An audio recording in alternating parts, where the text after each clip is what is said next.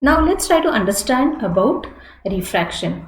Now see here, if I tell you to walk on a concrete surface, and then if I tell you to walk on inside the swimming pool, and then if I tell you to walk on the sand dunes, you will find, will your velocity remain same or it will be different? Your answer will be that the velocity of yours is going to be different because of the different medium in which you are walking. You will be more comfortable on the concrete, and therefore you will find that speed of yours depends upon the medium. In a similar way, you will find that the speed of the light also depends upon the medium. That is, when the light goes from one medium to another, its velocity changes, and this change in the velocity, which is depending upon the medium, is known as refraction. Now refraction can also be thought of, right, as bending of light. Like when a light falls obliquely on a surface which is separating two medium. So let us suppose if I say this is a medium, here we have air, and say this is water. So now it says that if the light falls obliquely on the surface which is separating the two medium, then this light will bend, and therefore you will find that this light will not go straight but it is bending. What does this bending indicates? The bending indicates that the velocity of the light in water is not the same as velocity of light in air. Had it been the velocity of light in air and water being same, then this would have not bended and it would have gone straight. And therefore this bending is known as refraction. So now let's try to put the definition of refraction. It says that when light travels obliquely from one medium to another, then at the interface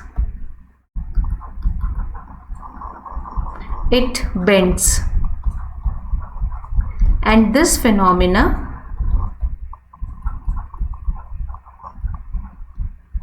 is known as refraction of light.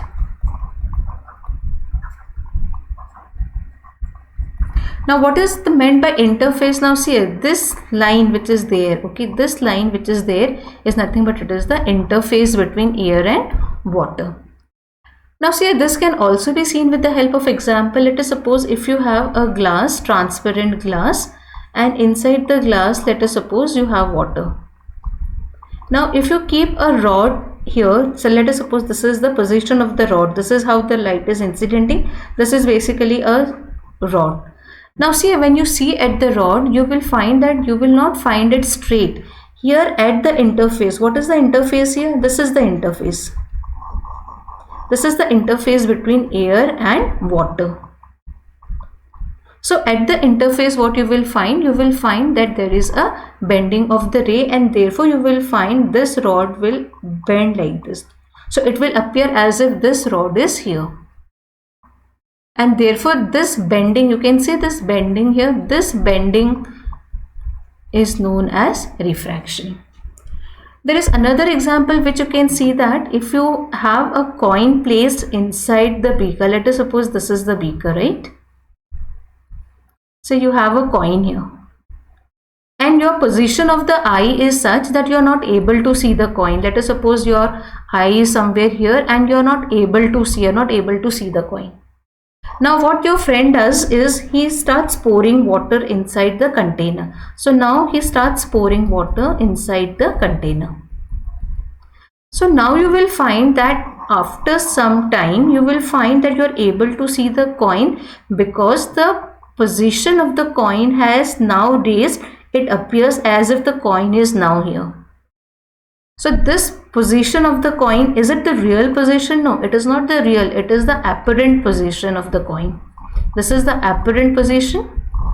And what is the real position of the coin? This is the real position of the coin. And therefore this is also explained on the basis of refraction, that the coin appears to be raised.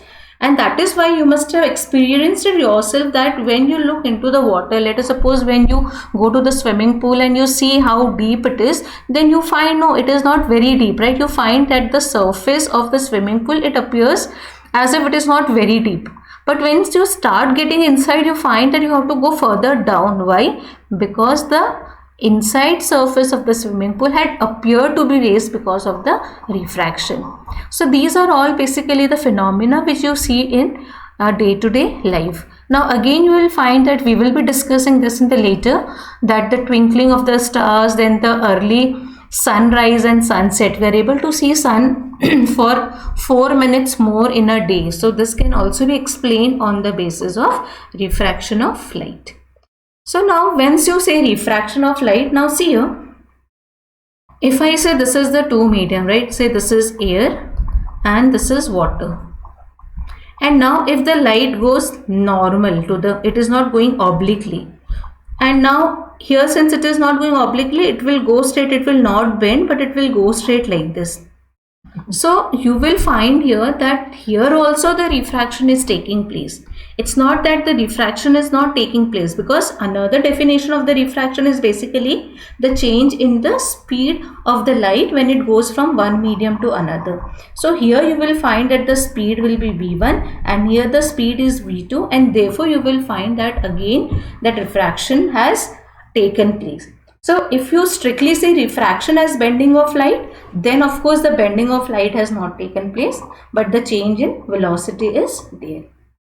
So this is basically what is refraction.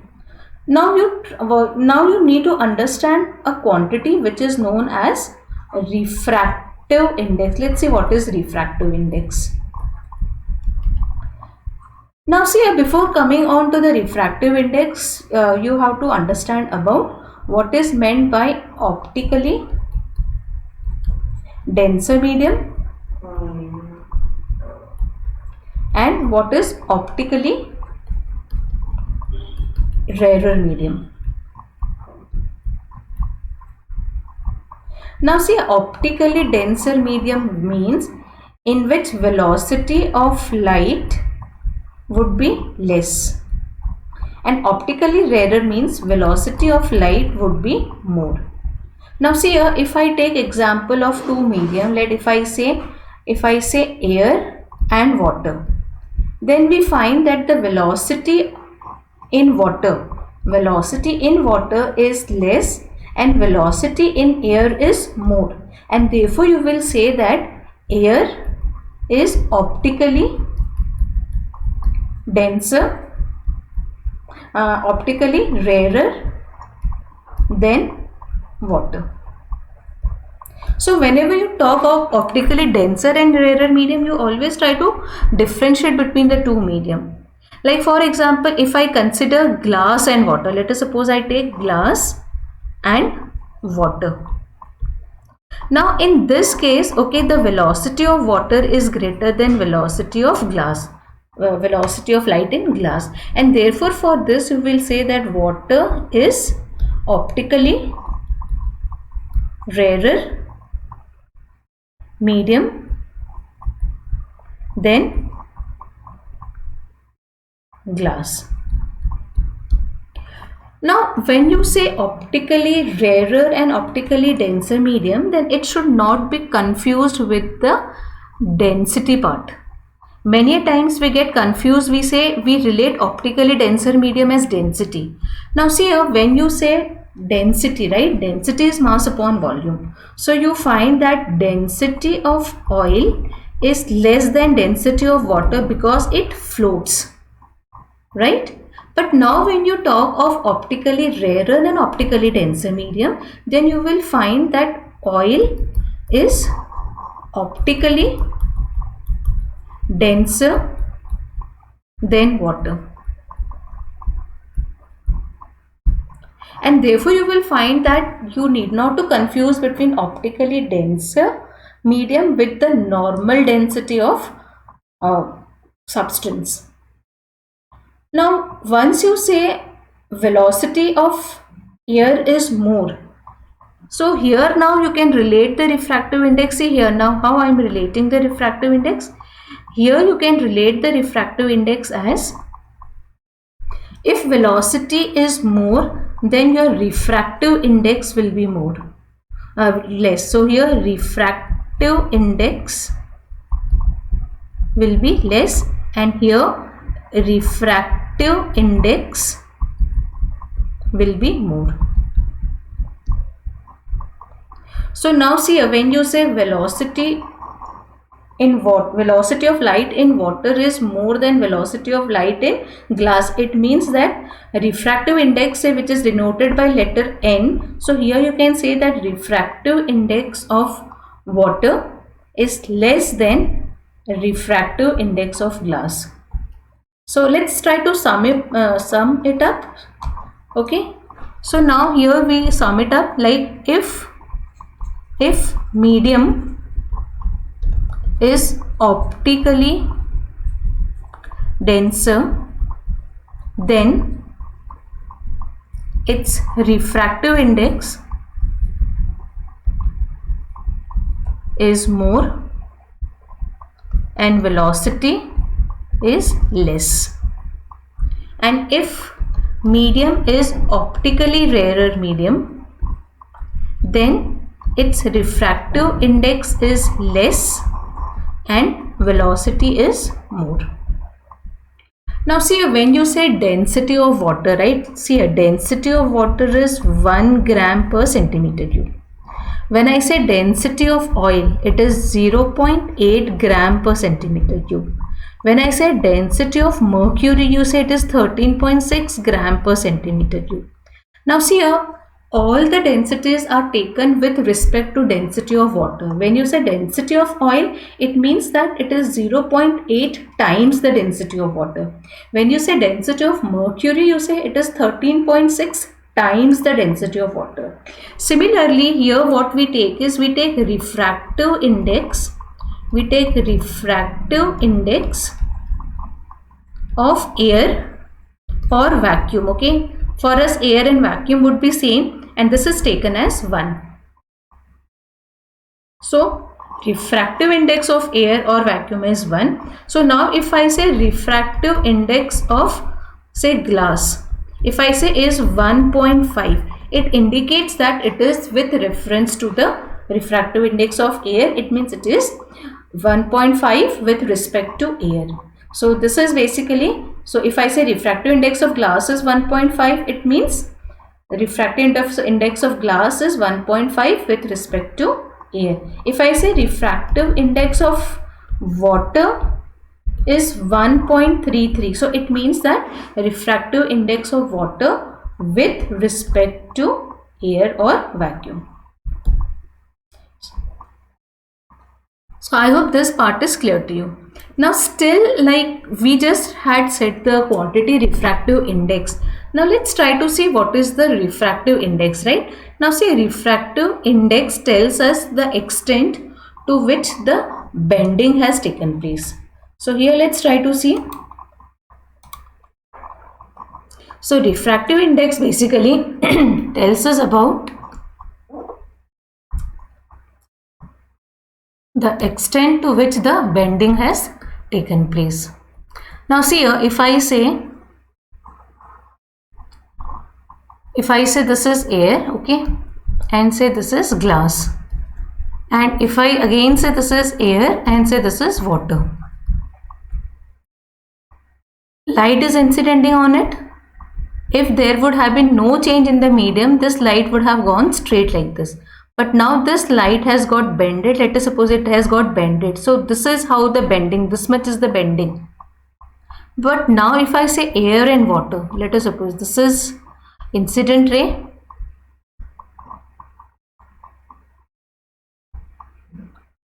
This is incident ray.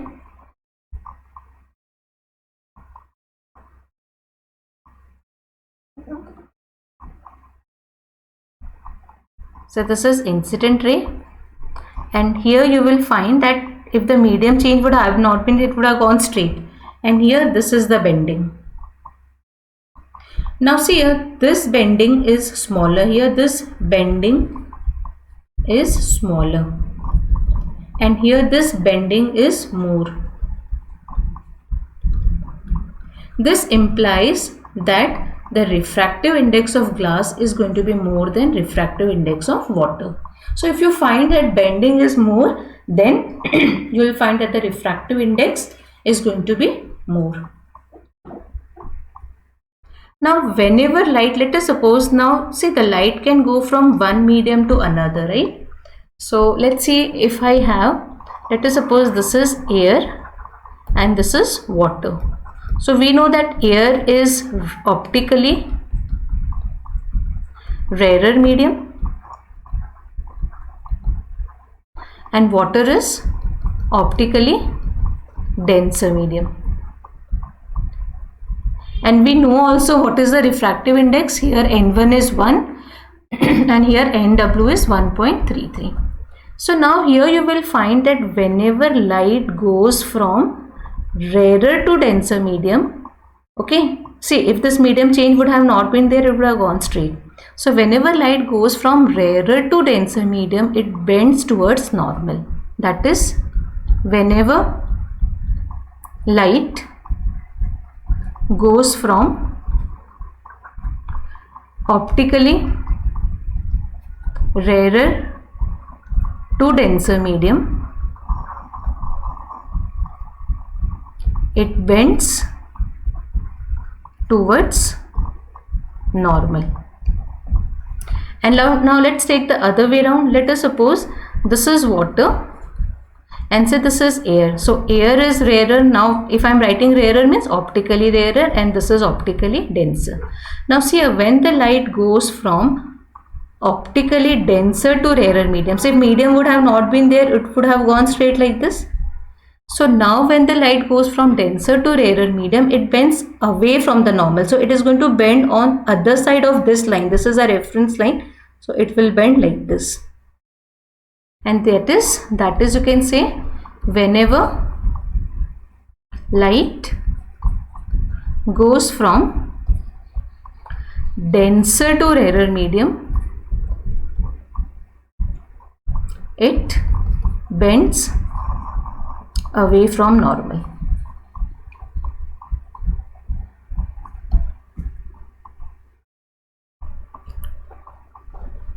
Now see here, let us suppose if I say this is water here and this is oil.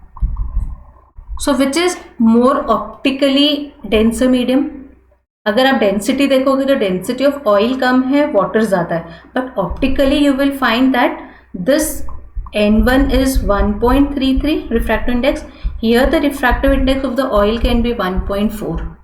So oil is basically more optically denser than water. So now here how the light will go?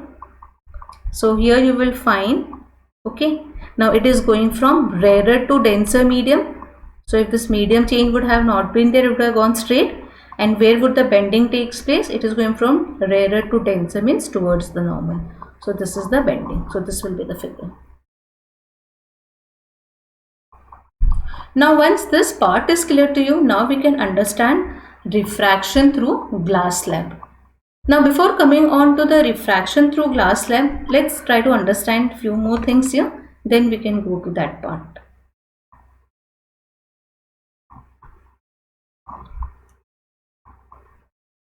Now see here, when we say, right, refractive index, when we say refractive index of glass with respect to air, we can write it as NGA, means this is refractive index of glass with respect to air.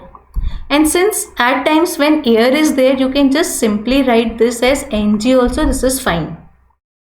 And therefore you can write that Ng is equal to basically refractive index of glass with respect to air is nothing but it is refractive index of glass upon refractive index of air, that is 1.5 upon 1, you can write it as 1.5.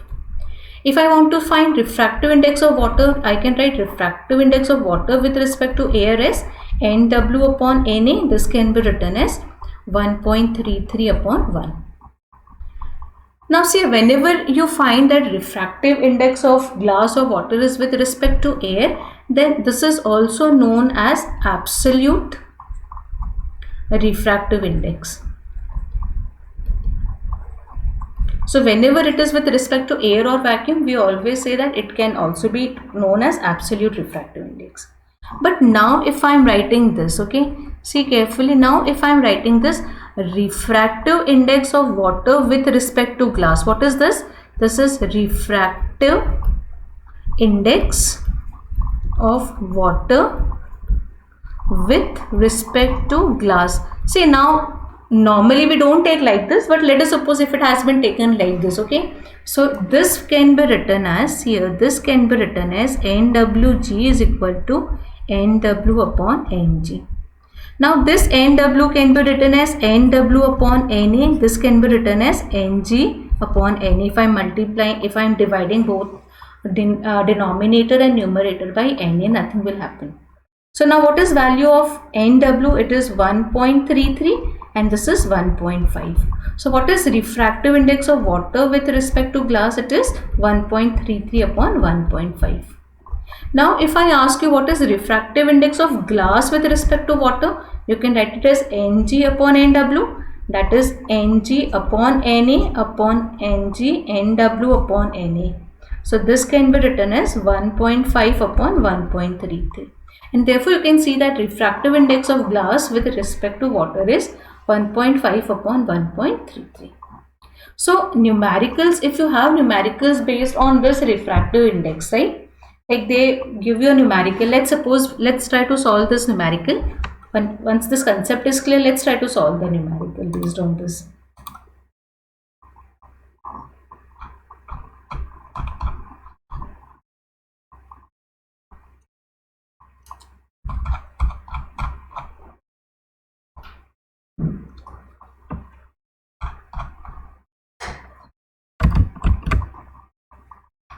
So now let's try to solve numerical based on this. I'll just erase this part once again.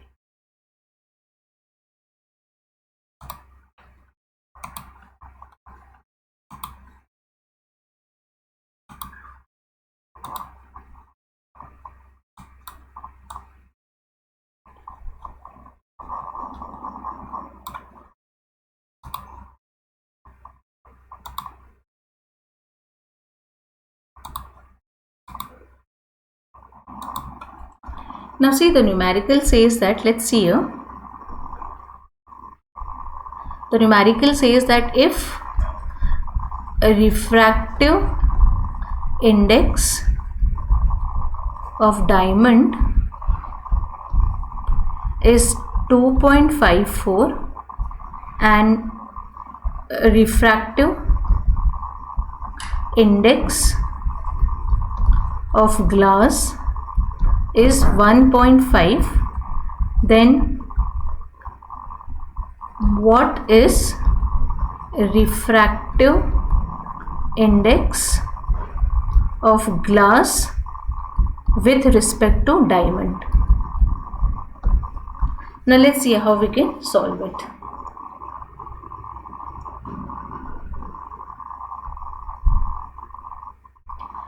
Now see what the data is given, refractive index of diamond. So it is understood that refractive index of diamond with respect to air is given as 2.54 and refractive index of glass with respect to air is given as 1.5. Now you need to calculate refractive index of glass with respect to diamond. So this can be written as Ng upon Na upon Nd upon Na. But what is Ng upon Na? It is this only, right? This can also be written as Ng upon Na. This can also be written as Nd upon Na. And therefore this value of glass is basically 1.5. So here this is 1.5 upon 2.54. So if you do the calculation, this is the refractive index of glass with respect to diamond will be 1.5 upon 2.5. So I hope this part is clear to you.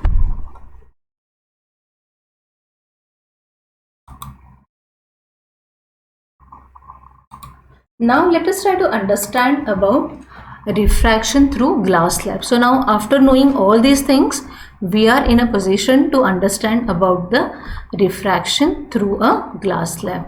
So now let's see a refraction through a glass slab. Now see here, if this is the glass slab, right? So we have, this is the glass slab here. So let us suppose the light is incidenting on it and say this is the normal. This angle, let us suppose this is angle of incidence. So the angle made by incident ray with the normal is known as angle of incident. Now see here, this is air, this is glass, and this is also air. Now we know that the glass is optically denser than air, and therefore if this glass would have not been there, this ray would have gone straight like this, right? But because of the glass, it has bent, and therefore let us suppose it has bent at this surface, say xy. So here this bending will take place, and therefore you will find now here this angle R is known as angle of refraction. Angle I was angle of incident.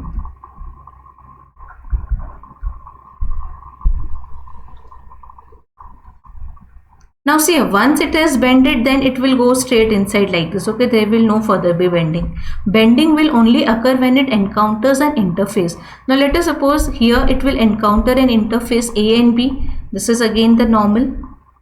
So at this point again, if this medium change would have not been there, this ray would have gone straight. But now because of this medium change and it is going from denser to rarer, now it will bend away from the normal, and therefore now this is how it will bend. So here this is how the ray will bend here, and this angle is known as E, that is E is known as angle of emergence. Now if this angle is R, this angle is also R, because it is, see, these are two parallel lines, so these are your alternate angles. Now if you can see in this case, if this ray, okay, if the glass slab would have not been there, this, if I had taken it in the forward direction like this, and this is your emergent ray, this is your emergent ray. So you find that because of glass slab, the ray should have come out through these dashed lines, but because of glass slab, you will find that the ray has got slightly displaced. These are two parallel lines, and therefore this D is known as lateral displacement. So what is lateral displacement? Now because these two, because of the glass slab, the ray has got laterally displaced, and the distance between the original incident ray and the emergent ray, that perpendicular distance, is known as lateral displacement. Now see here, in this case at interface xy, the bending has taken place, so it has bended towards the normal. At AB, the bending has taken place, it has bended away from the normal, and therefore you will find that bending at xy and AB are equal and opposite, like they are bending by the same amount. First it is bending towards the normal, and then it is bending by the same amount away from the normal, and therefore you will find in this case angle I is equal to angle E, that is angle of emergence is equal to angle of incidence. And therefore now you will find that when you talk of refraction through a glass slab, you will find that at the two interfaces X and Y, the refraction is taking place, and at A and B, the refraction is taking place.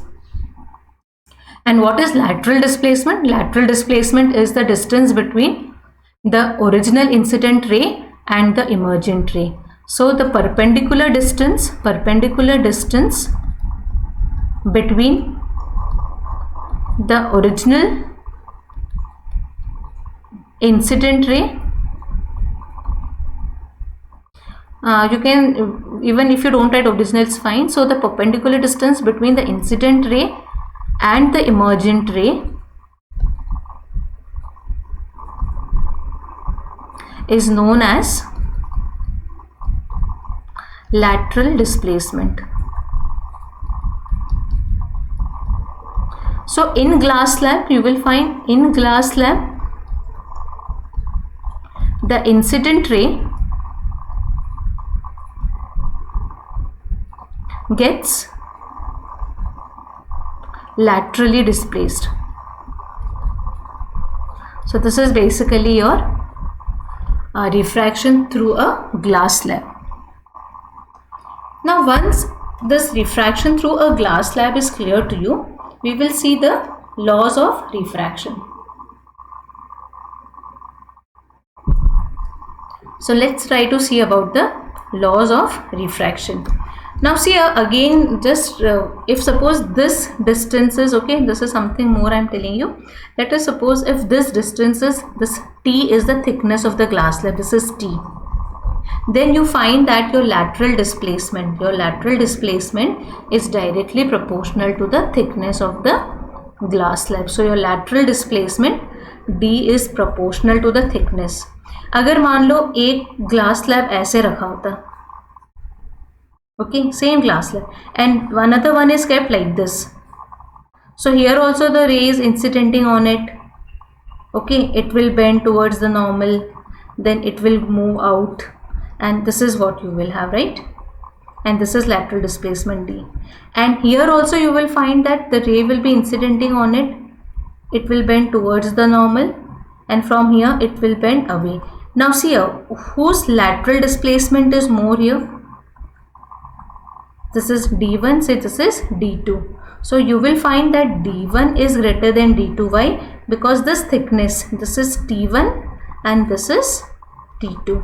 So t2 is greater than t1. So your lateral displacement will depend upon how you are keeping the glass slab. Basically thickness means the distance between the incident phase and the emergent phase. So how you are keeping it, that it depends upon the thickness of the glass slab. Now let's try to understand laws of refraction. So let's see here. Let's try to understand laws of refraction. Now see here, there are two laws. It says that, okay. Now see here, if this is medium 1, let us suppose refractive index is n1 and this is n2. So if a light is incidenting on it, this is the normal, this is angle of incidence. It should have gone straight, but it bends. Say this is angle R. So here, and this is your interface XY. So according to your, this is your incident ray, this is normal, this is refracted ray. I is angle of incidence, I is angle of incidence, R is angle of refraction. So now the first law says that when the light goes from one medium to another, right? Then, so the first law says that when light goes from one medium to another, then sine I upon sine R is a constant. What is sine I? That is sine of angle of incidence upon sine of angle of refraction. So when light goes from one medium to another, then the sine of R upon sine of R is going to be constant, and this constant is equal to refractive index of medium 2 with respect to medium 1. So here your medium 1 is n1 and here your medium 2 is, this is your medium 1 and this is n2. So here I can write sine I upon sine R is equal to refractive index of 2 means n2 upon n1. So this is your, okay, first law of refraction, and this is also known as Snell's law. Now see here, if I have to apply this, okay, so this is Snell's law. Now we'll see how we can apply it in case of a glass slab. Let's see, right? And let's see the second law first. The second law says that the incident ray the refracted ray and the normal, they all lie in same plane.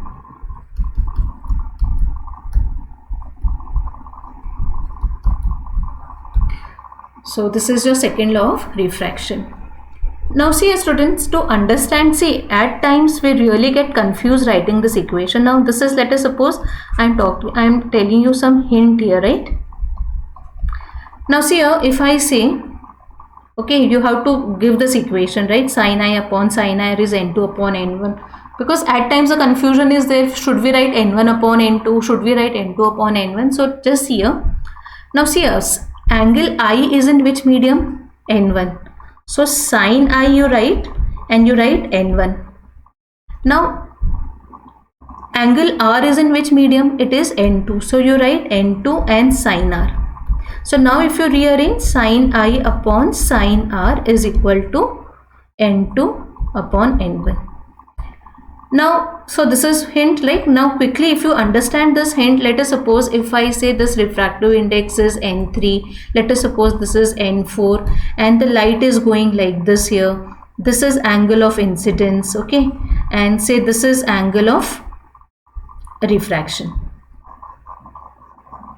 Fine. Now I have to apply Snell's law at A and B, right? You have to apply Snell's law. So how will you write Snell's law? Just here. How you will write here? I is in n4. So you write n4 sin I is equal to, where is R? Sin R. Sin R is in n3. So this will be sin I upon sin R will be equal to n3 upon n4.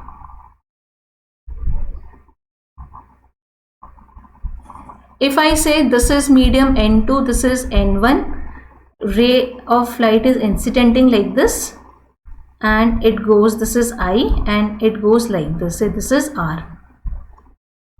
So quickly write down the Snell's law for this. How you will write the Snell's law? Sin I, where it is in n2, will be equal to sin R, where it is in n1. So you will get sin I upon sin R will be equal to n1 upon n2. So I hope this difference is clear to you. यहाँ पे sin I upon sin R n2 upon n1 था, लेकिन यहाँ पे sin I upon sin R n1 upon n2, because now the ray is going from n2 to n1. So you will never get confused if you remember this hint. Now see here, if I talk about quickly, if we talk about the Snell's law here, right? Let's try to apply the Snell's law in this figure. So here let us see here, at this xy, if I want to apply Snell's law, suppose here I want to apply Snell's law. You want to write Snell's equation. How you will write at this x and y? You will write this is n1, so this is n2, and this is n1.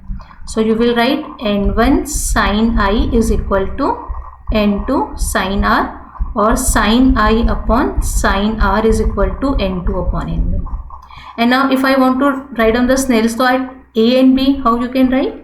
You can write n2 sin R is equal to n1 sin E. So sin R upon sin E is equal to n1 upon ne. And we know that angle E is equal to angle I. So this is sin R upon sin I only. So this is that easy, okay? So you need not to get confused whether it has to be n1 upon n2 or n2 upon n1, so on. Now let's see here, when we talk of refractive index, there is an alternate way of defining refractive index in terms of speed of the light. So you will find that refractive index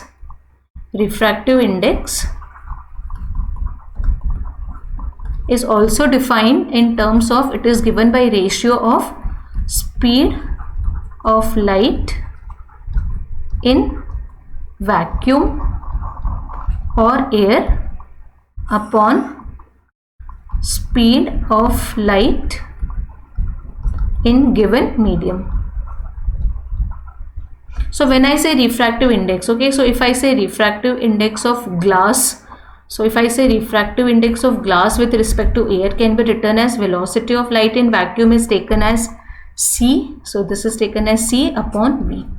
And since I am taking refractive index of glass with respect to air, I am taking velocity of air. This is also known as absolute refractive index. But now let us see here, okay, let us see here, if you have, say this is medium 1, its refractive index is n1, this is n2, this is medium 2. And now we find that we have to say about the velocity of light. So let us suppose the light is going from n1 and it is going to n2. So here you will find it will be given as n2 जहाँ जा रही है that upon जहाँ से आ रही है n1 is equal to, here you will say that it will be velocity of v1, here it is v1 and this is v2. So here if not necessarily n1 is air, let us suppose this is n1 can be basically, it can be water, it can be glass here, है ना? So now when you talk of refractive index, right, when the light goes from one medium to another, so when you talk of refractive index due to two different medium, obviously one is not air, then we say refractive index is defined as the ratio of velocity of light in medium 1 upon velocity of light in medium 2. Now see here also there is a slight confusion कि n2 upon n1 लिखना चाहिए और या n1 upon n2 लिखना चाहिए. See, for this case this is what it is, right? But now let us suppose if I revert the case, let us suppose this is medium 2 and this is medium 1 and the light is going from medium 2 and it is going through medium 1. Okay, and it is, say it is bending like this. So this is where velocity 1, this is velocity 2. Now if this is the figure, then how should I write? It is basically, now I have to write it as n1 upon n2 because it is going to medium 1 from 2. That will be equal to, it should be written as v2 upon v1. So there is a confusion, actually, like there is a confusion that what has to be written. So here also we have a hint, just try to see this. So here also we have a hint, just remember n1 v1 is equal to n2 v2. You just have to remember n1 v1 is equal to n2 v2. So here you will find that if refractive index is n1 and velocity is v1, here it is n2 and velocity is v2, then if the whatever may be the case, now see here, if whatever may be the case, you can remember this n2 upon n1. So n2 upon n1 will be v1 upon v2 if the light is going in this way, right? And if the light goes, say this is n2, this is n1 and light is going like this, so what you will be writing? Again you will be writing what? Same equation you will be getting. You will be getting equation as n1 upon n2 is equal to, see n1 upon n2 means v2 or v2 n2 साथ में आना है, so it will be v2 upon v1. So you will find that you remember this equation. So here you will find that whenever we talk of refractive index can be given as ratio of, so here you will find refractive index is defined as, so refractive index of medium 2 with respect to 1 is defined as ratio of velocity of light in medium 1 upon velocity of light in medium 2. This is how it is defined. So this is absolute refractive index definition and this is refractive index of medium 2 with respect to 1. So here also see, you have to be very careful. Are we defining refractive index of medium 1 with respect to 2 or medium 2 with respect to 1? You remember this relation. अगर आप define कर रहे हो refractive index of 1 with respect to n1 upon n2, it means it will be velocity in medium 2 upon velocity in medium 1, that is v2 upon v1.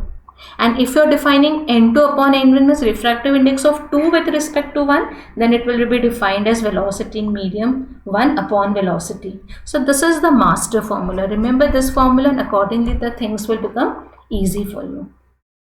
Now see here, if I say the numerical, right, if I say the velocity of light in medium, the velocity of light in medium 2 is 2.5 into 10 to the power 8 meters per second, and velocity of light in medium, you can say medium 3, is 2 into 10 to the power 8 meters per second. So they are asking you what is refractive index of medium 3 given refractive index of medium 2 is given as, let us suppose it is 1.5. So how you will solve this equations is simple. You have to do is, you have to remember n1 v1 is equal to n2 v2. अब यहाँ पे 1 और 2 नहीं है, 2 और 3 है. So you will say n2 v2 is equal to n3 v3. So what is n2? n2 is given as 1.5. So 1.5 into velocity in 2 is 2.5 into 10 to the power 8. And you have to calculate n3, and what is v3? Into 2 into 10 to the power 8. So this will cancel out.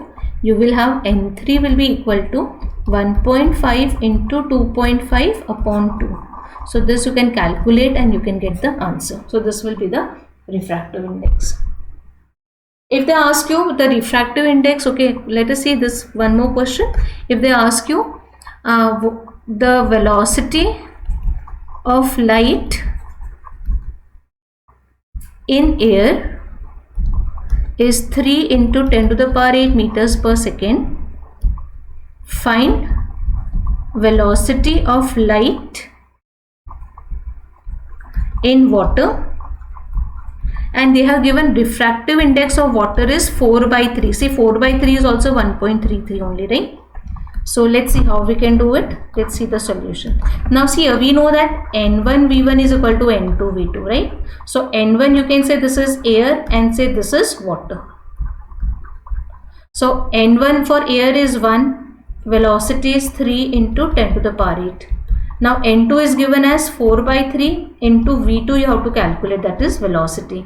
So v2 will be equal to 9 into 10 to the power 8 upon 4. So it will be 4210. So it will be, see here, this is 4 and 9, 4 2s are 8, 10, 4 2s are 8, 20. So 2.25. So this will be 2.25 into 10 to the power 8 meters per second is the velocity of light in water. So just go through this.